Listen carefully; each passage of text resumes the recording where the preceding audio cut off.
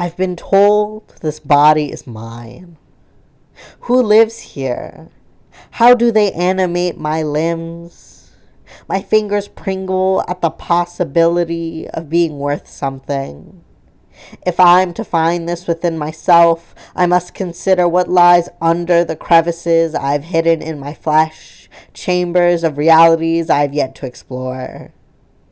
Every hymn I've ever heard tells me I must live a righteous life to be granted access to the heavens.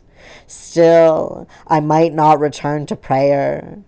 There is no virtue in groveling. There is no virtue in suffering.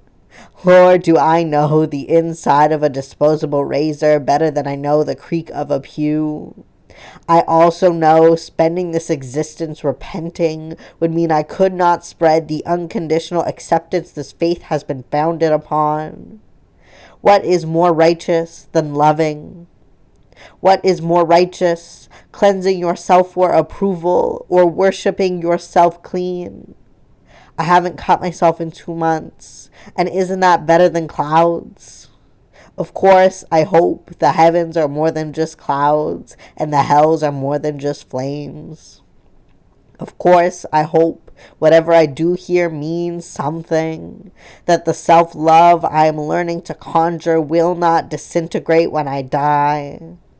Maybe love is stored in each cloud's silver lining. I will only be able to guzzle its sizzling sap if I am admitted into heaven. Who has the power to cleanse me other than me?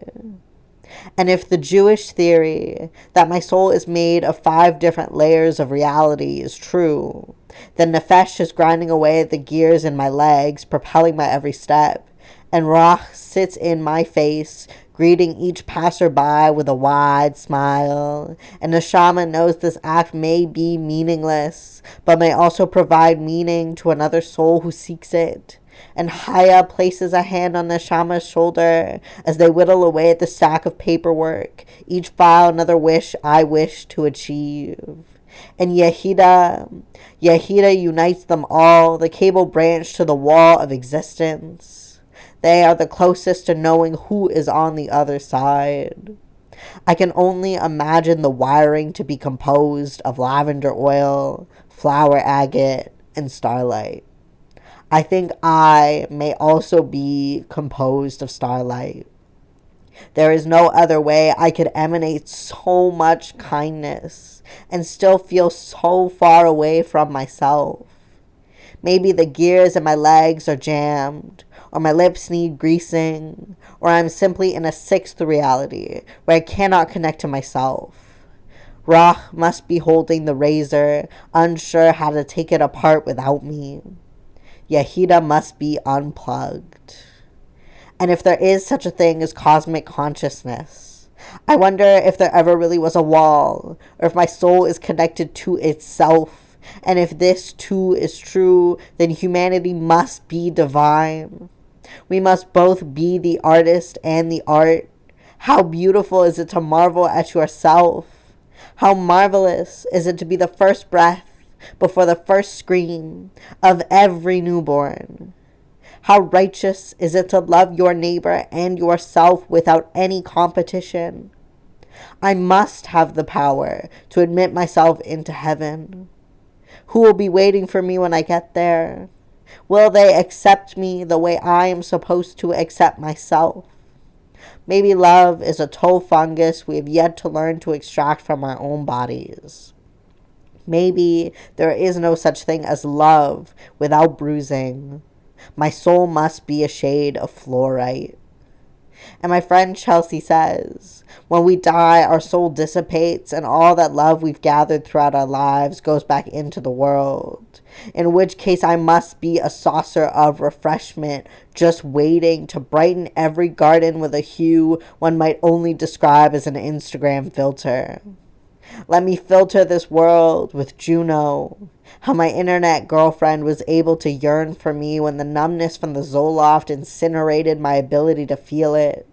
With Ludwig, how my longest girlfriend treasured me so much. Her words of encouragement liquefied into gasoline. She poured them all over my demons, and they are still burning.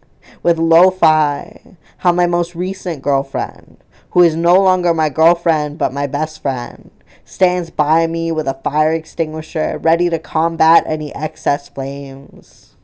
I am filled with others' acts of love. How can I repay them other than by performing more acts of love? And whenever this body perishes, wouldn't my return to ashes just be another act of love? And isn't that better than clouds? And if this is all some cosmic joke, and my soul isn't really a soul, but a construct made to comfort me in death, then history has fooled us all. If this one notion we have taken for granted as truth is false, who's to say there is meaning in our ancestors' journeys?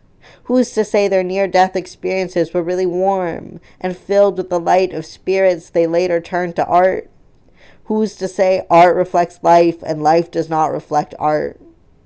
The stillness in canvas, the permanence in painting, the bodies that cannot decompose if they are pinned to our walls.